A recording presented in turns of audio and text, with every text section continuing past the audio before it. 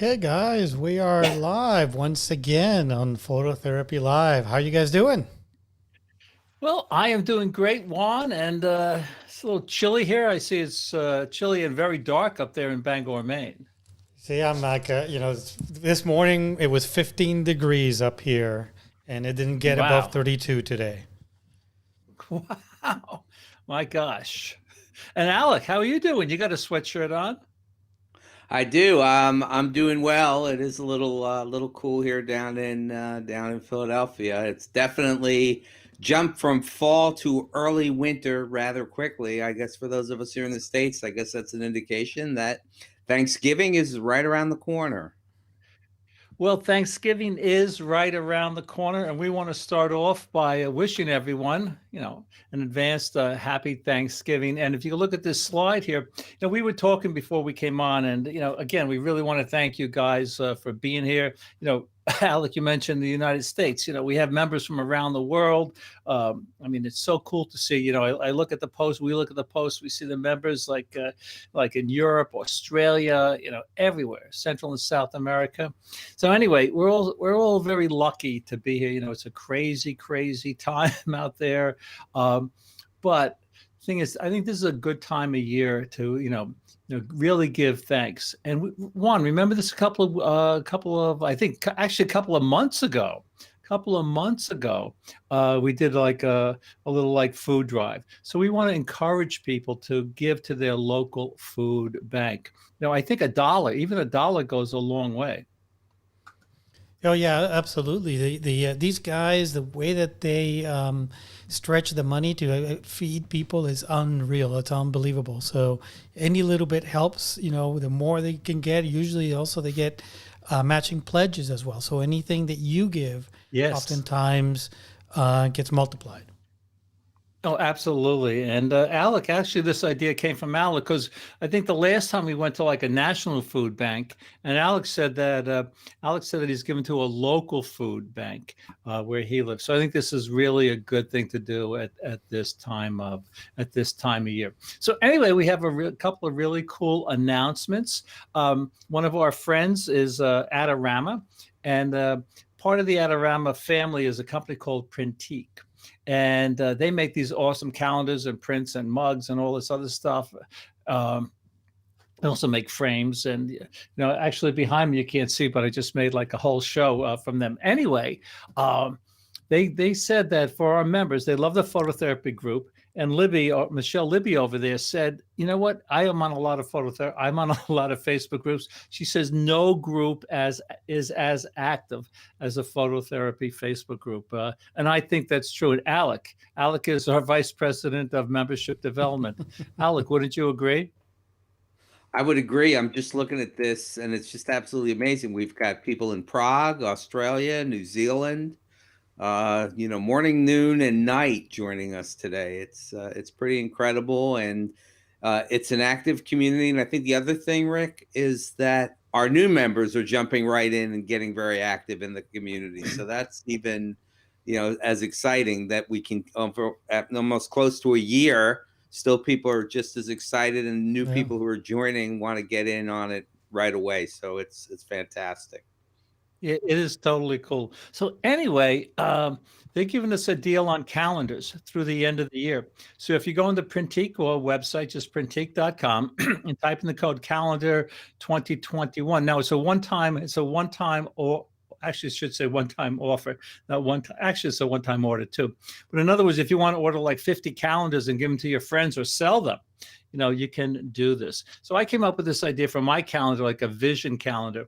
One of our members, Ron Clifford, turned me on about 2 years ago to a vision board. And what a vision board is, it's a board you put up on the wall. You tag pictures and ideas and just stuff that'll help you, visualize stuff that you can do in the future. So I came up with this vision calendar. So what I'm going to do is each month I'm going to put up a picture of a place, that I'd like to go back to. You're looking at a picture of a horse running on the beach, horse and rider running on the beach in St. Augustine, Florida at sunrise. So anyway, you can make any kind of calendar, the traditional calendar. And anyway, excuse me, I'd really encourage you to do that. And Juan wants to tell us about something that we're doing that is very exciting. Well, yeah, this is something new that we're going to try out. Rick and I are going to be doing a live event on the GoToWebinar platform. And this is going to be about wildlife photography. We wanted to share some of our best tips, tricks, instruction and images and locations to you guys. And on December 13th, in the which is a Sunday during the day. It's a whole day event. Rick and I are going to be giving 4 presentations, and they're going to vary on topics and on techniques. Some of them are location specific, if you will. Some of them are going to be more technically minded as well. So make sure to check it out. And we do have a nice discount for people in the phototherapy group. We haven't not made a general announcement yet of this seminar.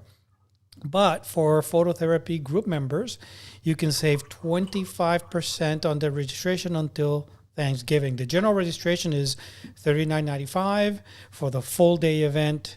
And for phototherapy group members, it's going to be $29.95. And in addition to that, there's going to be a bunch of stuff that you're going to get as well, a number of ebooks and a video from Rick, as well as we have a couple of giveaways. We have 2 giveaways already, 2 different backpacks. And who knows, by the time this comes around, we may have a few more giveaways. So make sure to check it out. And Rick, what's the website that they go to? Do you have it If here I go on back to this, it's this website that you set up. That's amazing. It's called mywildplanet.com. Yeah, it's My Wild Planet, not My Wild Planet.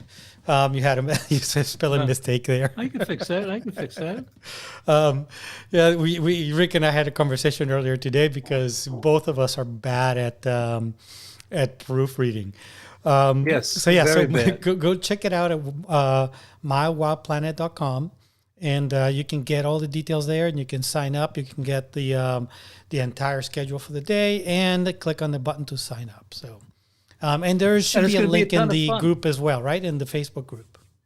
Yes, actually, it's there now. Anyway, what I really like about this, Juan, and the way Juan teaches, what you learn in one area of photography, you could apply to another. Like I took the picture of these Bambis in my backyard, but it's, some of the same techniques that we learn in one area, again, we can apply to another area. So as an example, I came up with this thing called Photocross Training. Like we know what cross training is, like when it comes to fitness. Well, it's the same thing when it comes to photography. What helps us in one area can help us in another. So I took the picture on the left of this beautiful cheetah. Alec, you've been there. Juan has been there at Foster Rim Wildlife Center. And the idea is get eye contact. So I took the picture on the left in Texas. I took the picture on the right in the Masai Mara in Kenya. I took the picture on the left here in Antarctica. Again, it shows gesture, a loving connection. Picture on the right.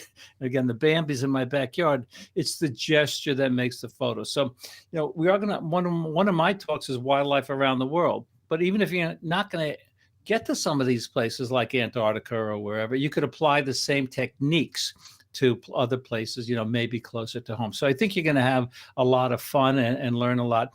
And what's going to be interesting about this is when Juan's giving this presentation, I'm going to be on. So I'm going to be commenting on his pictures and vice versa.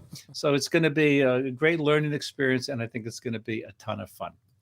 So today's topic, actually, we're doing 2 topics. One is dramatic black and white. We're going to start with that because we're only doing this every 2 weeks. And another one, then the other topic we're going to do is see through it. Again, the interaction of our members is amazing. So we're only limited. We're limited to only 1 hour here for our phototherapy live sessions. So we can't show all the amazing pictures. So we try to pick out some pictures and different pictures from which we can learn something. That's what this phototherapy live session is all about. And something, Rick, one of my challenges has been there's so many pictures. People have been contributing so much. It takes me so long to go through the images to pick just 10 images. I know. So, and the ones that are tough love are even hard to pick. Even harder to pick because there's so much great work. Right, because sometimes there's a thin line between the love and the not love, right? Right. So we're going to start off with a picture on the left that he posted. My friend TJ Powell. He was been on a few workshops, And it has been on my Croton on Hudson backyard workshop, which is on hold for now, by the way. But anyway, he took the picture on the left, and I thought he entered it into the dramatic black and white topic. Alec, do you want to talk a little bit about topics for just a little?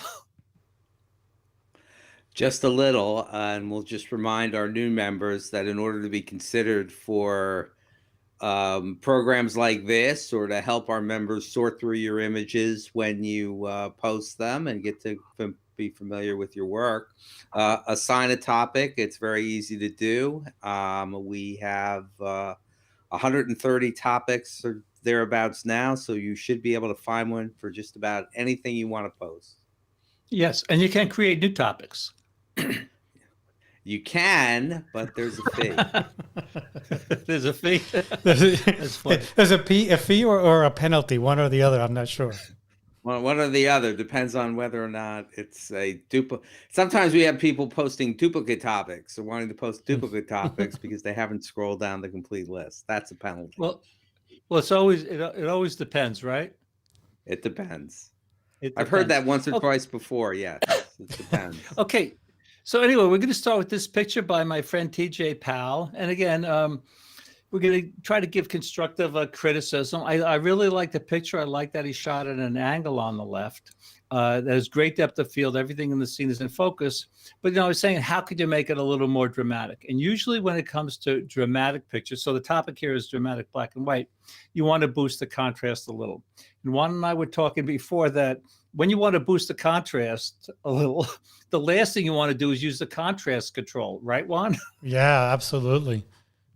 Because that could block up the shadows and basically overexpose the highlights. Well, so I mean, but the thing is, the other thing I want to say before you get on about that is that when you move that contrast slider, what you're doing is you're adjusting the contrast equally through the entire image, meaning you're adjusting the contrast in the shadows as well as the highlights at the same rate. Yeah. And that's not always what we want to do, right? We may want to adjust the contrast differently in the highlights versus the shadows. And that's one of the drawbacks of using the contrast slider. That's why I never touch that contrast slider when I'm doing whole image edits. If I'm doing, if I'm creating a mask or using an adjustment brush in Lightroom, I may use a contrast slider because at that point I'm doing a very localized contrast adjustment. But when you look at the entire image, I never touch that contrast slider. Well, same here. And basically what you're saying is you're saying think selectively, like a painter, right? Think selectively and not globally. So well put. So anyway, here's how I do it in Photoshop. I still use Photoshop more than Lightroom. So anyway, here's TJ's shot. And the first thing I do when I open a picture, and actually the pictures of our members, is I check the levels. So here are the levels. You can see, here's a pretty good histogram here. We don't have highlights blown out and shadows are blocked up. That's what this histogram is telling us. But to give a little punch to the picture, here's the before. I just moved this shadow slider inside this mountain range and the highlight slider inside. But that's one way to do it. But my favorite way to do it is to use curves. And what I do with curves, the first thing I do is here we have the highlight point up here. I just move this a little bit into the right.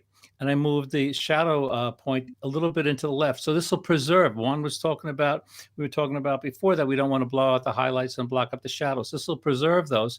And then I just move this up, and you can just pick really, if you want to be a little more specific, you can go in here and pick a point. But I just pick a point somewhat midway between, this point and this point, and make a slight S curve to increase the contrast. So if we see again here, I also cloned out this stuff up here, which I don't, I was going to put a little more in.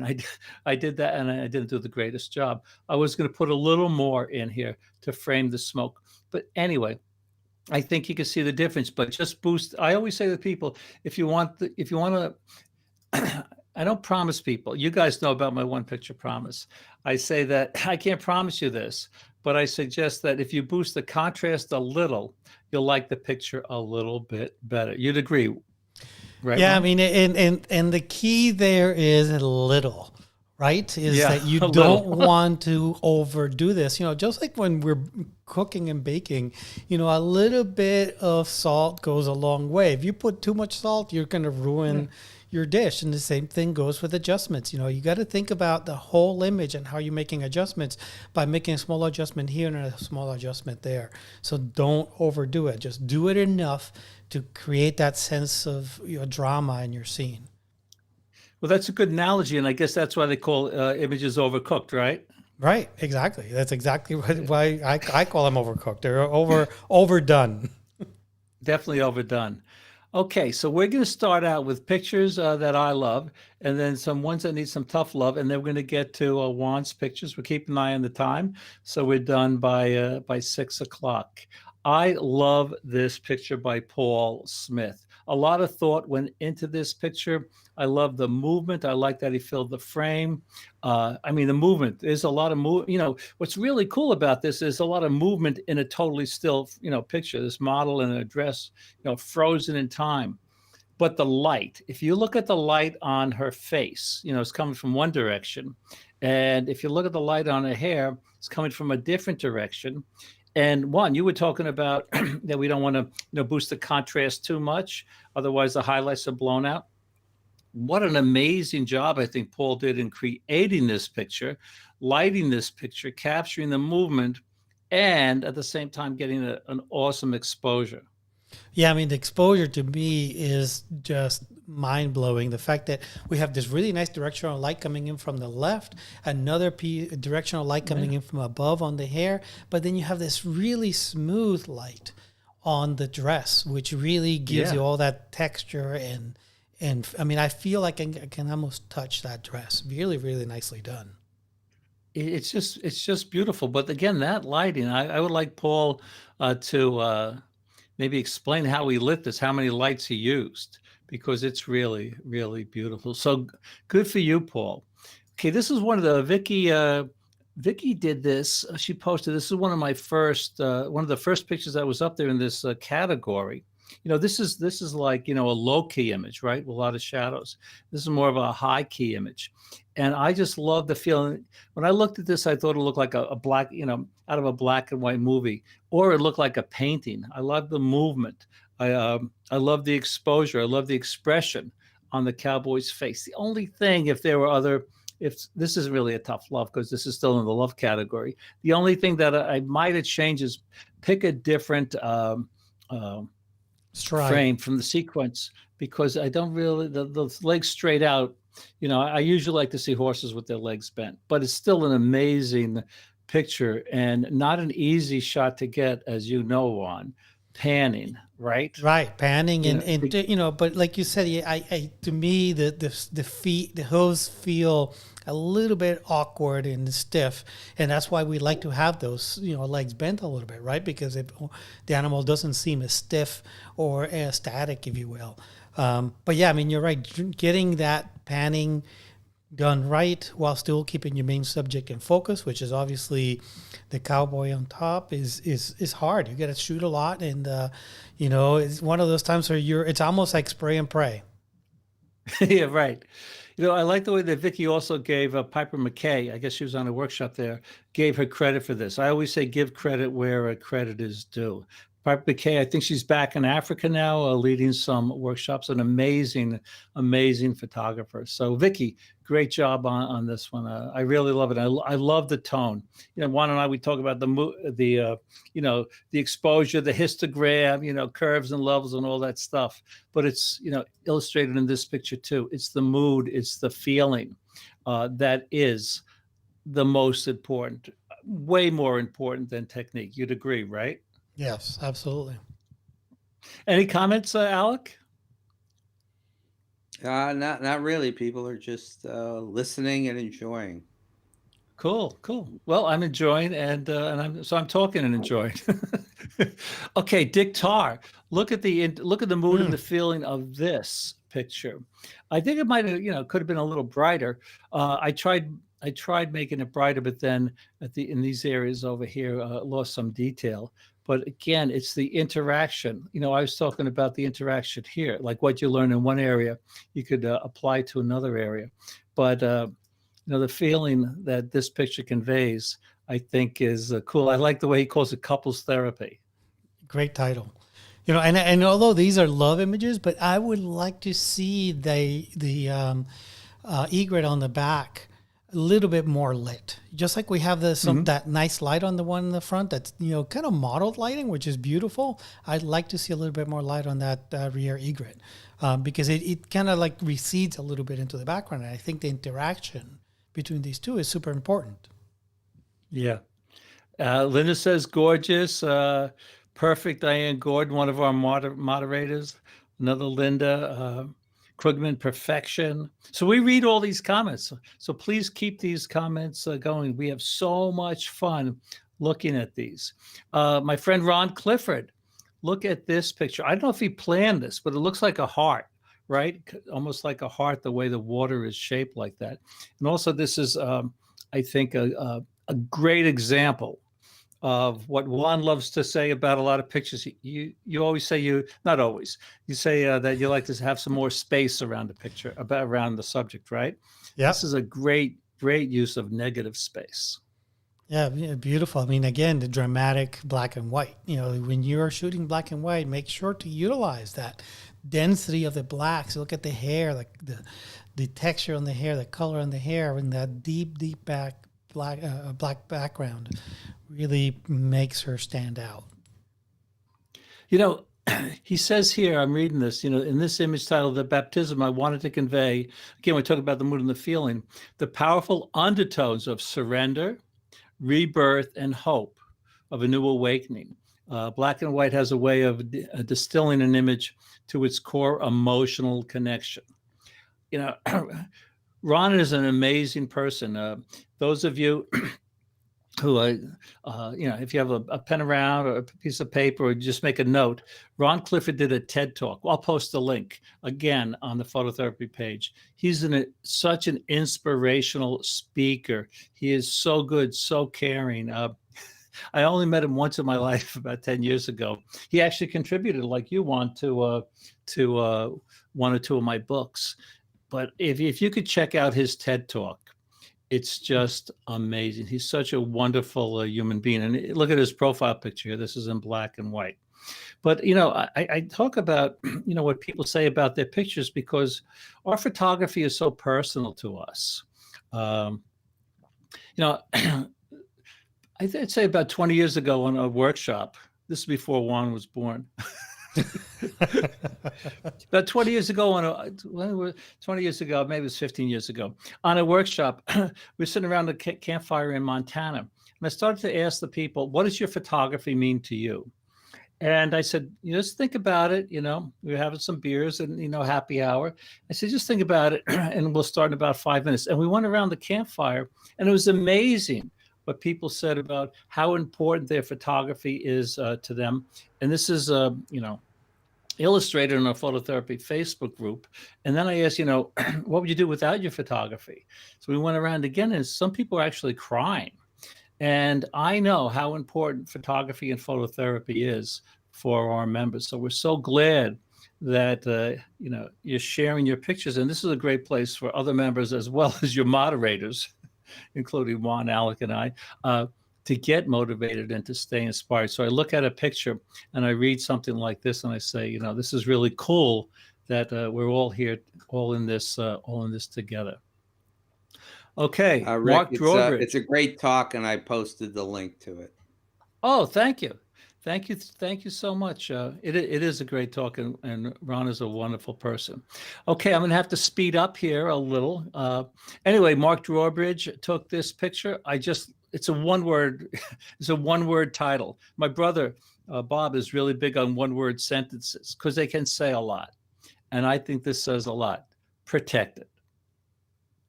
Yeah, I mean, it's perfect. There's nothing else to say. It's absolutely perfect. I love the fact that we can see so deep into this child's eyes, and how they feel perfectly safe. Yeah, I think, yes, perfectly safe. I think the catchlight is good. The black and the white, the tattoo, the way the frame is filled. We have some side backlight coming in over here and over here. Again, we were talking about, what we learn in one area, we could apply to another. We have the two And this is we were talking about this in the group too, that photographers really look into their pictures and not at their pictures. So you look into this picture and you see the lighting, and you see look into this picture. So this gives you an idea if you want to play around with lighting. But I just love this. This also illustrates that point. If you see eye to eye and shoot eye to eye, the person looking at the photograph can relate more to the subject rather than just like shooting down. So there's so many elements that make this picture really cool. Okay, Ramesh, Alec and I are actually doing a test, a Zoom call with him. He is so popular. Ramesh is so popular with our group members that we're going to do a pop-up phototherapy session with him. But Alec, what do you like about this picture? Obviously the contrast, the space. I mean, you certainly get a sense of where of the scene around where the image was taken, right? As opposed to just being a close-up of the bird, right? It's just something very unique about the white in the background. Well, I think was it last week, Juan? I think we were talking about portraits of animals versus environmental portraits. Right. And you take a close-up picture of this, it could be taken in a zoo, right? Right. I mean, having a place where your animal sits, giving a sense of environment, a sense of its habitat, always makes an image much more interesting, as opposed to just having, what I call a bird on a stick, right? Right. And here we do have that sense of the environment that the bird lives in. Yet we still have that connection with our subject. Look at that bird looking straight at us. Which is very unique, because most of the time they don't do this. They don't stare back at you for that long of a time for you to be able to capture an image like this. So nicely done. I like how simple it is, right? Yeah. This is a very simple picture, but it's powerful. Just like over here, we had one word that was very powerful. I really love this this picture. So anyway, I'm going to do the little nitpick here. I would have rather have seen more space on the right than on the left. You see how that reed on the right is going right to that edge, kind of on the right hand side. I love, I would like to see a little bit more space there, and that's easy to fix in Photoshop. Oh, absolutely. But I just love this a good example of black and white. Okay, I was telling Susan that we have to go down to the zoo. Well, I guess this guy's not there anymore. He passed away. But we were talking about the mood and the feeling. I've seen people with this expression, right? Yeah. It was me an hour ago. Yeah. But look at how dense this image is, how dark it is. Yet we can still see so much detail in every single hair on this gorilla. Just absolutely breathtaking. Enough light to be able to see all this detail in the image. Yet you have this sort of feeling of depth and I don't want to say darkness, but it really brings you in. And, we like to say, Rick, is that, black and white removes some of that reality of the scene and simplifies the scene. And this is really a simplification of what we're looking at, and really makes us focus on our subject, on the personality of this creature. Absolutely. So here we have, once again, a high key picture and a low key picture. But Juan, you mentioned, the darkness of this, so we can see every hair. This is a pretty darn good exposure. I'd like to know what camera he used. And my guess is he shot raw, because I'm looking here. We could see all these hairs against a black background. And just a tip, I'm sure most of our viewers shoot raw. But if you shot a JPEG in this situation, especially at a high ISO, you might get, and I've seen this in pictures, where you get banding, right? One where you can see the bands of pixels. So this is a good reason to shoot raw. You capture a lot more detail. Again, though, mood matters most. And our friend here, Curtis, look, we talked about the lighting in this picture. I love the lighting in this picture so much that I actually didn't mind we want to be nitpicking. There's a composition tip. Don't amputate people at the joints, right? So yes, the frame amputates her right at the wrists, and so I might have cropped it maybe a little differently, but the lighting and the mood and the feeling on her face, and here there's like a little light behind her. It's called a separation light that's shining on the background. So we have a light on the background, we have a light here, and I don't know what other lights, but I love the mood and the feeling of this. I do too. Kaya is watching in Prague and very excited. At 11:30 in the evening on a Thursday night, she sees her picture. She posts so many pictures that I think she's inspired. You know that the J is pronounced with a Y, so it's Kaya. Kaya. Well, thank you, Kaya, so much for that, and for being here. And you post so many beautiful pictures. I think we have to, when all this craziness is over, I think we're going to have to do a workshop over there. Her pictures are just amazing. So I'm glad you're here. And good night after this. So I'm glad she stayed up. Yeah, we're glad she stayed up. Anyway, I only have 2 in my tough love because, again, as Juan said when we started, we have so many good images. My friend Arnie Landsman, he was on a couple of workshops with me. He was down at the Alligator Farm. Have you been there, Juan? Of course. I haven't been there in decades, but yeah, I used to. I used to work down in Jacksonville, so I would every so often go out to shoot at the Alligator Farm. I didn't know that. Yeah, oh yeah. I helped start a company whose headquarters were in Jacksonville, so I used to go down there quite a bit. Oh, that's cool. See, that's why I love this. We always learn something. Anyway, the Alligator Farm, although it's called the Alligator Farm, I think it should be called the Bird Farm, like in April. There are so many birds there, right? It's an incredible place. It's an incredible place in St. Augustine, Florida. But if you go in June, you're not going to see a lot of birds. You go in actually February, March, and April. I think it's pretty good, right? Yeah, and the thing is, I'm not sure if they're doing this again because, like I said, I haven't been there in over a decade.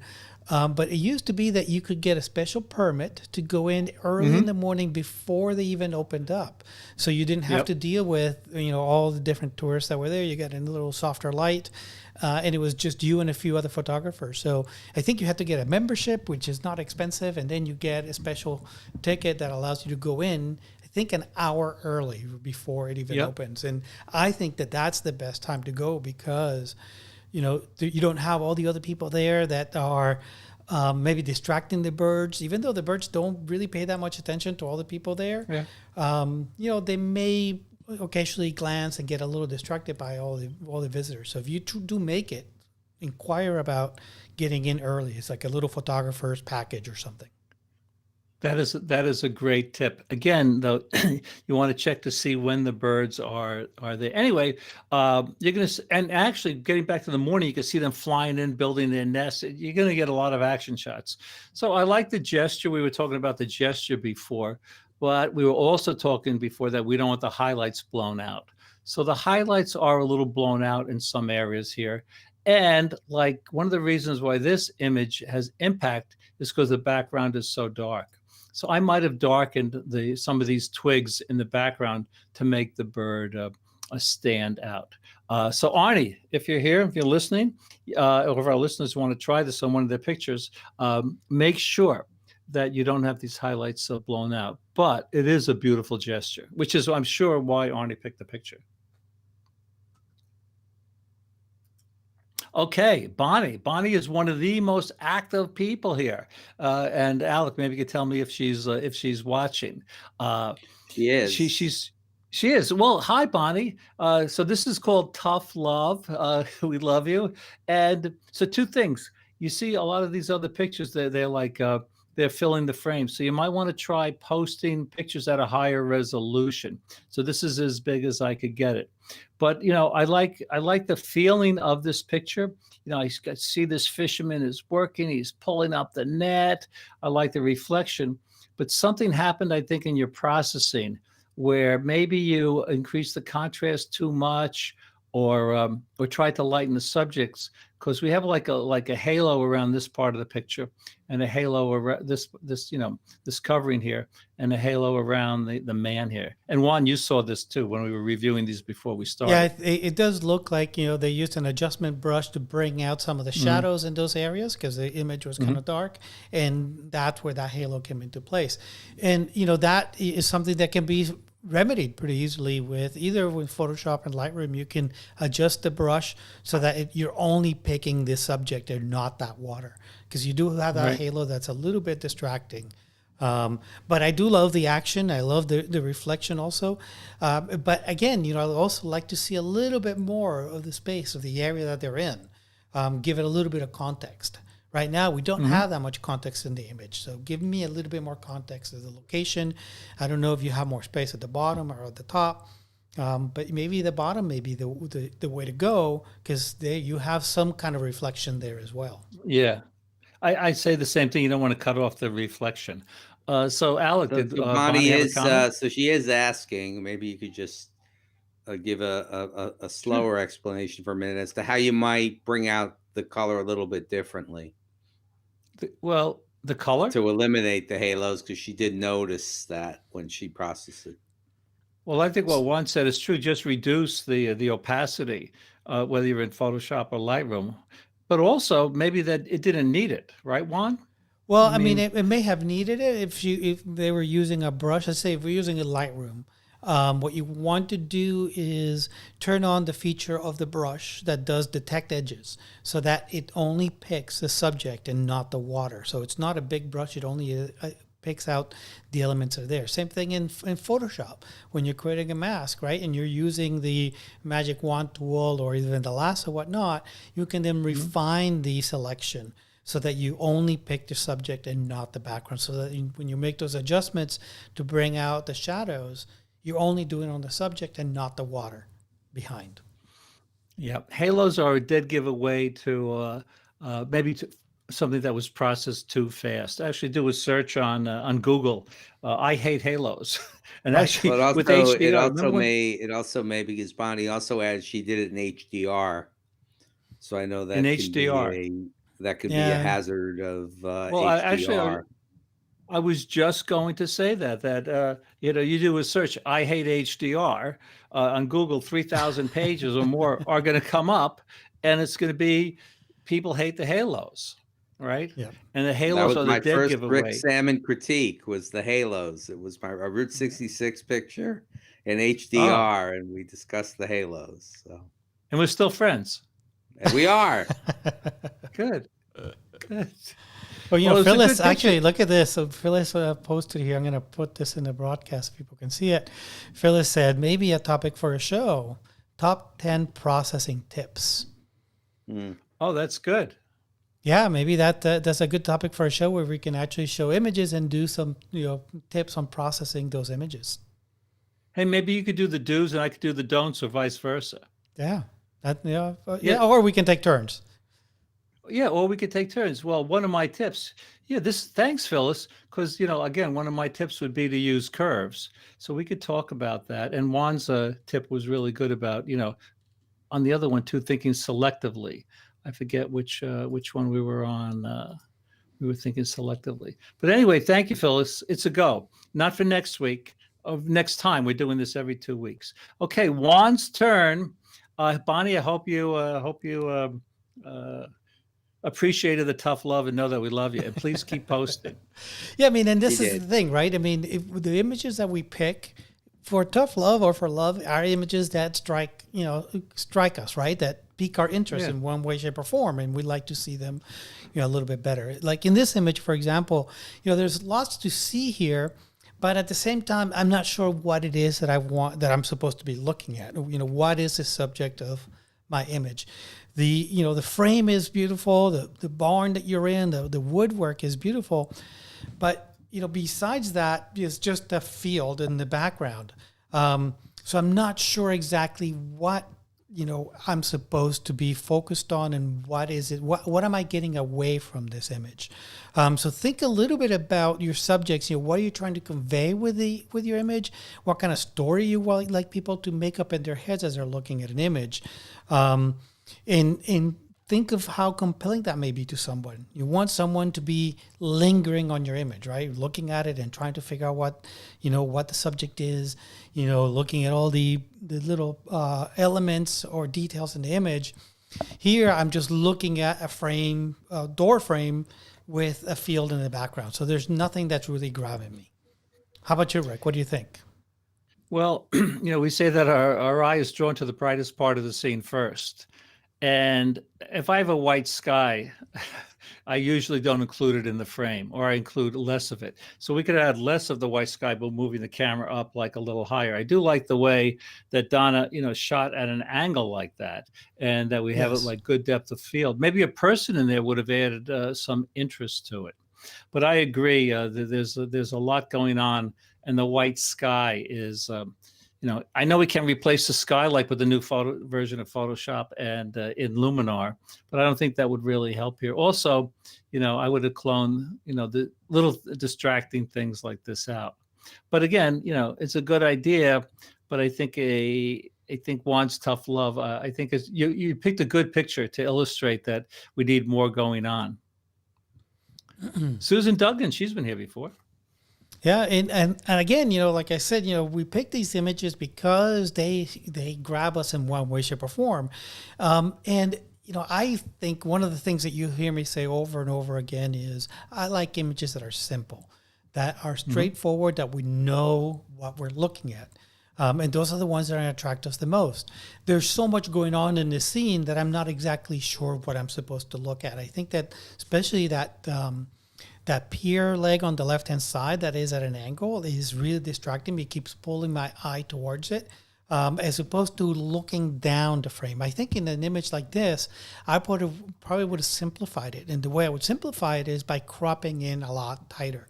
Maybe do a vertical crop with some of the pier footings in the frame, as well as the texture and light coming in from above. But taking that part of the left side away, I think will make the image that much more interesting. How about that? Something like that. Yep. See how much more powerful that is? Our eyes are guided. They're not being distracted. The image is so much more simple, and it's so easy for us to recognize what it is that we're supposed to be looking at. Very good. Okay. Oh, by the way, the topic here is see through it. For those of you who see through it. So we're seeing through here. We're seeing through here. We're seeing through there. Oh, excuse me. Oh, and then here we have another one from Bonnie. And, by the way, Rick and I did not coordinate these at all. So, and I'm trying to figure out what is it that I'm supposed to be looking at here. I think this would have been more interesting if we had focused on what's behind it. I'm not sure because I can't really see it. It's out of focus, which is, a technique. But I think having that chain link fence out of focus may have been more interesting than having the chain link in focus and the background out of focus. To me, the chain link fence is not, it's not an attractive subject. It's not something that draws me to the image so much. The color and the texture in the background is what's grabbing me in this image. Whereas a chain link fence is kind of like stopping me from seeing what I want to see in the scene, if that makes sense. Yeah, it's putting a fence between you and the subject. So that's very putting very a wall, if you will. Yep. Yeah. Someone said if it were more symmetrical, it would have been good. So this is one of the reasons why I love doing this. These are all good ideas and good comments that our members are posting. And this one is, I love this image. I think it's beautiful, really well thought out. But I think I would have preferred to have the water droplets on the glass a little bit more out of focus, right? Because that would have made the image that much more painterly. So using a shallower depth of field, focusing on the scene in the background and letting that foreground go out a little bit blurry, a little bit out of focus, I think would have focused our eyes more on the scene and less on the water. Because right now my eye keeps popping back and forth between the background and the water droplets in the foreground, right? Yeah, it's too much depth of field.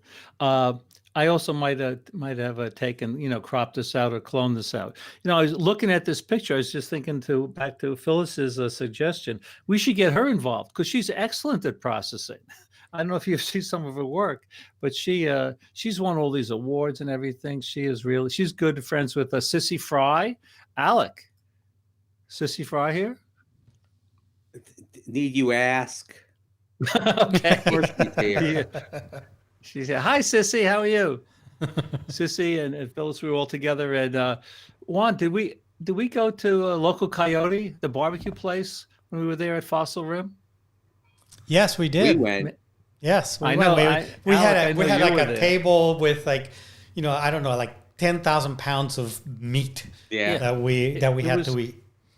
I forget. It was called a pig out. Yeah, it was just insane.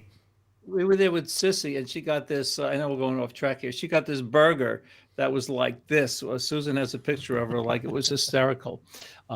Anyway, if you're ever at Fossil Rim Wildlife Center, which is, you could get amazing pictures at Fossil Rim like this. If you go there, it's about an hour and a half south of Dallas, Texas, in Glen Rose. You're going to get some. Don't miss the local Coyote. So Juan, I think this is really a good tip. Put those water droplets a little out of focus. Okay, a place I've been, Tricia Lombardi. Yeah, so this is interesting. Yeah, cool shot. I like this shot, but to me, the thing that's most interesting about this shot is our fishermen, right, in the background. I think that we have so much netting here that is, yes, is drawing our eyes. We have all these lines focusing our eye down at the foot, but our main subject is so diminished in the scene that I'm having a hard time getting a lot of detail, a lot of information out of that. Now let's go to the next image, Rick, which is the love image. This is also from Tricia. She had posted both images on the post that she made on phototherapy, asking people which one she liked best. And to me, there is no question that this is a much stronger image. We see a lot more of our main subject, which is a fisherman. We still have that effect of the net that they're in, but it's not the overwhelming subject in the scene. And by zooming in some, she even got another fisherman in the background. So I think like that, that adds a lot to the scene. I think that focusing in on the important parts of your scene and try to remove the clutter. We like to say that photography is a game of subtraction, right? We want to subtract. We want to simplify the scene as much as possible. And I think that this image is much stronger than the previous one because it's simpler. It's more straightforward. It really goes into our subject. I totally agree. And so does Ramesh. So anyway, here's her first image. And look at the sky. Like, here's the sky. Well, Susan and I were there, and I snuck in one of my pictures, not the end result pictures, because we don't show our pictures, our pictures during this. But here's a picture of me actually photographing one of the leg rower fishermen. This guy he was freaking out. He thought I was going to, here's this like giant guy from the United States almost tipped over the boat. But this is actually how close you can get. So I hopped in the boat. Do you have the after image with you in the water? I don't have the after image. I do have an after image that I took. You could find it on Memories of Myanmar on my website. I'm just saying, did you tip the boat and go in the water? No, but I came close. My son told me never take anything in a boat that you don't want to lose. So I gave Susan my passport, my other cameras, but I really wanted to get the shot. But this, luck does help. So great light here. And we didn't have such great light here. But Myanmar is a wonderful place to photograph. Okay, Alan Duff. This is amazing. And I was just at Capitol Reef just a few weeks ago. I don't know exactly where this is, but it's beautiful, beautiful spot. And I love the framing. I mean, if there was an image in this topic about seeing through it, this is it. I love the shape and the how the image flares out to the side. It's just, the curves on it, the fact that we can see detail in the foreground as well as our background, and obviously the placement of that butte in the background really makes it, in addition to having a great sky and some great light in there. So very nicely done, Alan. I really like the composition. I like your placement. And even though it's centered, it still works. Yeah, right. Yeah, I think, and also, the depth of field. So Alan used a wide angle lens, small aperture, and maybe he used an app to set the focus. But for maximum depth of field, you want to focus 1/3 into the scene. Do you guys see like a kind of like a face here, like the nose? Almost, yes. Yeah, and the mouth here. How did you say that? I really like. Really a great job in framing. Alan is not a professional photographer. He works in the finance business. And it's just amazing to me. And Juan and I talk about this all the time, that all our members, most of them are not professional photographers. I think a professional photographer would be hard pressed to get, a full-time professional photographer would be hard pressed to get a picture as creative and well exposed and with a nice sky and all this other stuff like Juan said. Would you agree, Juan? Yeah, I agree. I mean, this is a beautiful, beautiful image. I wish I'd known exactly what this was when I was in Capitol Reef. I'll ask Alan where that is, because hopefully next year we'll be back traveling and we could shoot out there. So here's another one. It's similar to the one that we saw earlier, shooting through a rain-covered pane of glass. And I guess in this case, it works, better to have that foreground a little bit more in focus, because it does, again, remove some of the reality of the scene, makes it a little bit more impressionistic, if you will, a little bit more artistic. So, just because it works on one image one way doesn't necessarily mean it works, the same way with other images. It all depends on the subject, depends on the composition and the story that you're trying to tell. Here we have this person with an umbrella. So, it goes along with the theme of the water on the glass. Nicely done. Yeah, and how about the mood and the feeling? And again, what we learn in one area, we could apply to another area. So I'm looking at so we have a sense of movement here. In a still picture, we have a nice sense of movement. We talked about that we might have wanted to have seen, where's the horse picture? A different position in the leg here. Look at the nice position of the legs here. So I think a lot of elements come together to make this Chuck Palmer's picture really, really cool. And actually, this is a place I've been to many, many times. This is in the Vaughan Woods in Hallowell. It's a beautiful little park in the middle of town with some beautiful stonework bridges in it. And I love the composition. I love the colors. I love the scene. It's a, beautiful place. The only thing I would have done a little bit differently is, added a little bit more contrast to the scene. The image seems a little bit subdued. And there's so much color here and so much interest that, you can bring a lot of that out, whether it's the moss, you're bringing some color on that moss on the foreground, bringing in some color on that, on those trees in the background. But just a beautiful, beautiful scene. Again, even though you have this beautiful stone bridge, Dana focused on the water and on the foliage, which makes it that much more compelling and interesting image. So are you doing some editing back there to try to bring a little bit more contrast to the scene? Yes, I'm trying to follow your advice. So here I'm getting rid of this, not getting rid of it. I'm just, this should be. Yeah, look at that. So here we have the before, looks a little flat, like you said, and here's just a little added contrast. Yes, I mean, just that little bit of a change, as you saw, made a huge difference. As Sissy's commenting, it does make that foliage glow into the scene. Mm-hmm. So really nicely done. I love the slow exposure with the moving water. I'm a sucker for moving water, so I that know. works very, very, very nice. And this leads you down, this like leads you down. So I'm looking down, this little rocky stream here. It's really cool.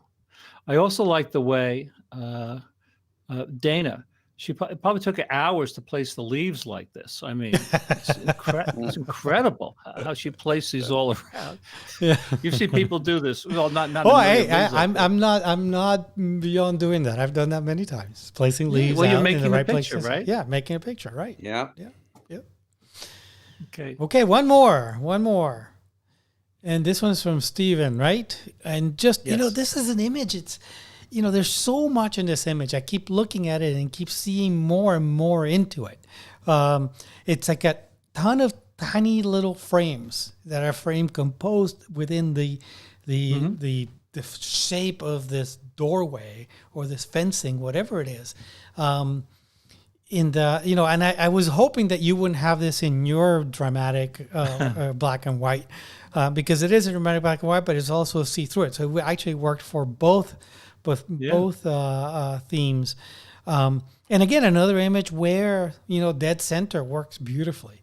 There's enough space around in the bottom and in the top and on the sides to give you a hint as to what it is, but still gives you a little bit, leaves it a little bit mysterious, leaves a little bit left to the imagination as to what we're looking at. I almost feel like I'm looking at, a bunch of octopuses with all these tentacles everywhere. So, but the cool thing that makes this image is also there's an interesting subject in the background, which creates all these little vignettes within the image, within the it's a gate in Barcelona. So, that's funny because I was thinking it must have been in Barcelona, but I don't know. I just had a feeling about it. Maybe I've seen this before. Is this at that weird looking house? This is a fate by Gaudi, Gaudi. Mm-hmm. Oh yeah, Gaudi in Barcelona. So that is at that really weird looking house that seems like it's melting. Yeah. So I don't know. So pretty cool. So Steven's here. Well right? done. He is. Steven is here. Yep. Yes. Well, the reason, Juan, I didn't pick his picture because I think we've picked his pictures for every show so far because he's so good, right? I mean, this guy is really good. So, Steven, thank you so much for being here. Yeah. But we wanted to give some of the other members a chance. But Juan, so here's the question for you. You like this picture. I like this picture. Steven likes the picture. And everything is in focus, right? Right. We have this in focus. We have the background in focus. But why did you and I both agree in this picture that it didn't work? Oh, I think it's because, the drops in the foreground are distracting us from what is more compelling in the image to me, which is that background, right? To me, that background is much more compelling. And the water droplets to me are like a supporting actor in the scene. They're an adjective. They're not the noun in a sentence, if you will. So I think that's why. What's your thought? I don't have a clue. That's why I asked you. No, I'm only kidding. I think like we're used to seeing scenes like this. And although I think we're used to seeing scenes like this, we're maybe not used to seeing pictures like this. This might have been taken with an iPhone. Or with a wide angle lens with a small aperture, I think where you get more depth of field. So we're not used to seeing pictures like this. And also I think if we're looking out a window, we're not used to seeing, the droplets in such, tack sharp focus. So it looks, like you said, Juan, a little distracting. And I don't know what the subject is, whether it's the droplets or here, but now this might be maybe Phyllis can comment. This could be another topic for a show. Like, why do we like pictures where technically they're the same? Like here, everything in the scene in focus, everything in the scene in focus. You know what? It might be something else. It might be because they're kind of like the same exposure. Now, we talk about separation, where if I go back, I can't find one, where the subject is separated from the background. Here, these dark gates really separate these dark gates really separate the background, right? They're really separated from the background. See, Robin makes the point that on the gates, the dark and the light, you're drawn through it. Right. The other image, you're not really drawn through. And I guess in the chat, people are distracted by the size of the water drops. So that may actually be what's keeping them there and not seeing beyond it. Yeah, and I think I think that if those water droplets had been blurred out, that would have made the image more painterly like, or more watercolor like. Whereas now, because they're so sharp, they do detract from the scene. But well, let me stop screen sharing. And another good show, Rick. Another good show. I can't see where the end screen sharing is. I'll stop screen sharing. There's the button. Yeah. So I stopped, right? Yes, you have. You did. Well, Juan, thank you so much for coordinating this with all your wizardry up there in Bangor, Maine. Alec, thank you for being the moderator. Our next live event is undetermined, Alec? Right. December 3rd. That would be 2 weeks. No, you're the live event with Linda. Oh, our next live event with Linda. I'm waiting to hear back. It'll either be next Monday or the following Monday. Linda was delighted to be back this past week. She did share with everyone that she was unfortunately under the weather with the COVID virus, but she's back and at 100%. So we're trying to think whether or not we're going to move to a 2-week platform or stay on a weekly, but we'll post something over the weekend. Okay. Well, that's always great on Monday. I liked last week's show where she tied in photography to the meditation. So that's good. Then we'll be back on the 3rd. And it's all good. We want to wish everyone a very happy, safe Thanksgiving. I think staying home is a good idea. We're going to miss our friends, but I know it's going to be weird. We're going to end up eating probably 10 times as much turkey because we won't have as many people here to help with the turkey. It's funny, Juan, that you say that, but that's the problem now is that it's very hard to get a small turkey. Yeah, I know. Right? Oh no, we didn't get a small turkey. 16-pound turkey for 2 of us, so that's going to be a lot of turkey. We still got a 20-pound turkey, so we couldn't get we even if they were available, we wouldn't get a smaller turkey. Okay, well, everyone, thank you so much for joining us. Phyllis, thanks for that ideas. Thanks for all the comments, Steve, and the great pictures, Bonnie, and our friend, how did you say your name? Kaja, yeah. Alec? I mean, we definitely have to... Kaya. We definitely have to do a workshop over there when all this is over. I think it'd be a ton of fun. Or a photo tour. Yeah. Hey, we could do a live event from Nick. One, there you go. I remember we were with, where were we? We're driving around in Japan. Juan and I were teaching at the Japan Photo Fest, right? With Hal Schmidt. And we're like in a van driving, and Juan has his laptop out and his VPN and all this other stuff. And you're posting from like a moving van like 10 years ago, right? Right. Yeah. Yeah, that was like 12 years ago or something like that. That was pretty crazy. Yeah, but that was fun. That was definitely a fun trip. Oh, yeah.